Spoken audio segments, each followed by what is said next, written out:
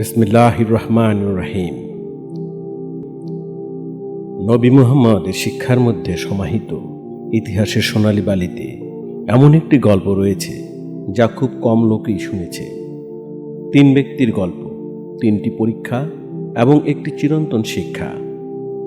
তারা ছিলেন একজন কুষ্ঠরোগী, একজন টাকওয়ালা মানুষ এবং একজন অন্ধ মানুষ। সর্বশক্তিমান কর্তৃক পরীক্ষিত এবং ছদ্মবেশে একজন ফেরেশতা দ্বারা পর্যবেক্ষণ করা হয়েছিল।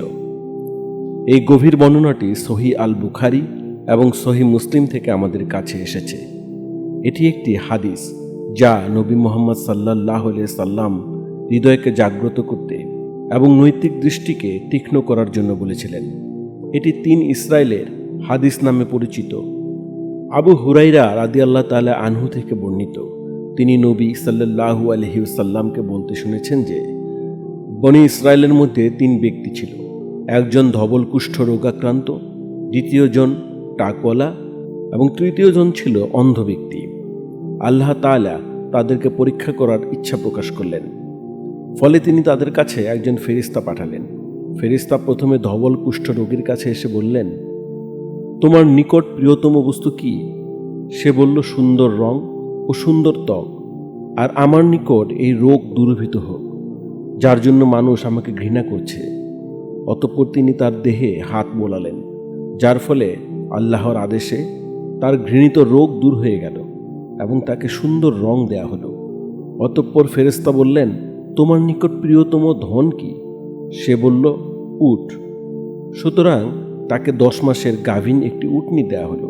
তারপর তিনি বললেন, আল্লাহ তোমাকে এতে বরকত দান করুন। অতঃপর তিনি টেকো লোকটির কাছে এসে বললেন, তোমার নিকট প্রিয়তম জিনিস কি? সে বলল, সুন্দর কেশ এবং এই রোগ দূরীভূত হওয়া, যার জন্য মানুষ আমাকে ঘৃণা করছে। অতঃপর তিনি মাথায় হাত বোলালেন, যার ফলে তার সে রোগ দূর হয়ে গেল এবং তাকে সুন্দর কেশ দান করা হলো। অতঃপর তিনি বললেন, তোমার নিকট সবচেয়ে পছন্দনীয় ধন কোনটি? সে বলল, গাভী। সুতরাং তাকে একটি গাভীন গাই দেয়া হলো এবং তিনি বললেন, আল্লাহ এতে তোমার জন্য বরকত দান করুন। অতঃপর তিনি অন্ধের কাছে এলেন এবং বললেন, তোমার নিকটে প্রিয়তম বস্তু কি? সে বলল, এই যে আল্লাহ যেন আমার দৃষ্টিশক্তি ফিরিয়ে দেন, যার দ্বারা আমি লোকদেরকে দেখতে পাই। সুতরাং তিনি তার চোখে হাত বোলালেন, ফলে আল্লাহ তাকে তার দৃষ্টিশক্তি দান করলেন। ফেরেশতা বললেন, তুমি কোন ধন সবচেয়ে পছন্দ করো? সে বলল, ছাগল। সুতরাং তাকে একটি গাভীন ছাগল দেয়া হলো। অতঃপর ওই 2 জন কুষ্ঠরোগী ও টেকোর উটনি ও গাভীর পাল বৃদ্ধি পেতে লাগলো এবং অন্ধেরও ছাগলটি বাচ্চা প্রসব করল। ফলে একজনের 1 উপত্যকা ভর্তি উট, অন্যজনের 1 উপত্যকা ভর্তি গরু এবং অন্ধ লোকটির 1 উপত্যকা ভর্তি ছাগল হয়ে গেল। বছর কেটে গেল। ফেরেশতা আবার এলেন, এবার একজন দরিদ্র ভ্রমণকারীর রূপে। তিনি প্রথমে কুষ্ঠরোগীর কাছে গেলেন। তিনি যাকে একবার স্বাস্থ্য ও সম্পদ দিয়েছিলেন তার নামে সাহায্য প্রার্থনা করলেন। বললেন, আমি মিসকিন মানুষ, সফরে আমার সকল পাথেয় শেষ হয়ে গেছে, ফলে সব দেশে পৌঁছানোর জন্য আল্লাহ অতঃপর তোমার সাহায্য ছাড়া আমার কোনো উপায় নেই। সেজন্য আমি ওই সত্তার নামে তোমার কাছে একটি উট চাচ্ছি, যিনি তোমাকে সুন্দর রং ও সুন্দর ত্বক দান করেছেন, যার দ্বারা আমি আমার এই সফরের গন্তব্যস্থলে পৌঁছে যাই। সে উত্তরে বলল, আমার আগে থেকেই অনেক দায়িত্ব রয়েছে, বহু অধিকার ও দাবিও রয়েছে। সে উপকার করতে অস্বীকৃতি জানালো। একথা শুনে ফেরেশতা বললেন, তোমাকে আমার চেনা মনে হচ্ছে। তুমি কি কুষ্ঠরোগী ছিলে না? লোকেরা তোমাকে ঘৃণা করত। তুমি কি দরিদ্র ছিলে না? আল্লাহ তাআলা তোমাকে ধন প্রদান করেছেন। সে বলল, এ ধন তো আমি পিতা ও পিতামহ থেকে উত্তরাধিকার সূত্রে পেয়েছি। ফেরেশতা নিজের রূপে এসে বললেন, তুমি যদি মিথ্যাবাদী হও তাহলে আল্লাহ তোমাকে পূর্বের অবস্থায় ফিরিয়ে দিন। ফলে তার অবস্থা পূর্বের ন্যায় হয়ে গেল। অতঃপর তিনি তার পূর্বেকার আকার ও আকৃতিতে টেকোর কাছে গেলেন এবং তাকেও সে কথা বললেন যে কথা কুষ্ঠরোগীকে বলেছিলেন। আর টেকো লোকটিও সেই জবাব দিল যে জবাব কুষ্ঠরোগী দিয়েছিল। সেজন্য ফেরেশতা তাকেও বললেন যে তুমি যদি মিথ্যাবাদী হও তাহলে আল্লাহ তোমাকে পূর্ব অবস্থায় ফিরিয়ে দিন। ফলে তার অবস্থাও পূর্বের ন্যায় হয়ে গেল।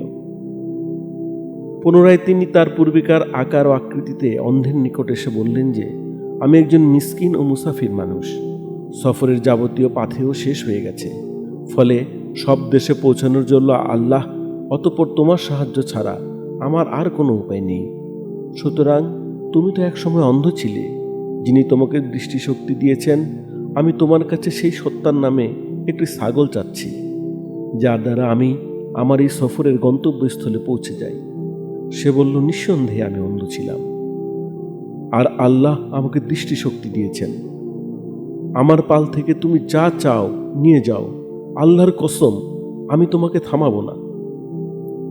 ফেরেশতা উত্তর দিলেন, তোমার সম্পদ রেখে দাও। তোমার জন্য আল্লাহর পক্ষ থেকে এটা পরীক্ষা ছিল এবং তুমি তাতে উত্তীর্ণ হয়েছ। আল্লাহ তোমার যা আছে তাতে আরও বরকত দান করুন। এটি কেবল প্রাচীনকালের গল্প নয়, এটি প্রতিটি আত্মার জন্য একটি আয়না। যারা আরাম, শক্তি, সৌন্দর্য ও সম্পদ অর্জন করে, আমরা কিভাবে প্রতিক্রিয়া জানাই?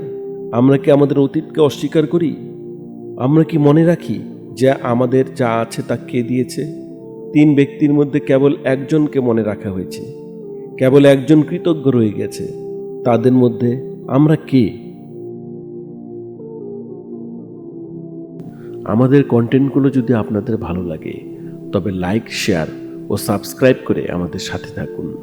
বেল আইকনে ক্লিক করে পরবর্তী কন্টেন্টের জন্য প্রস্তুত থাকুন। আসসালামু আলাইকুম।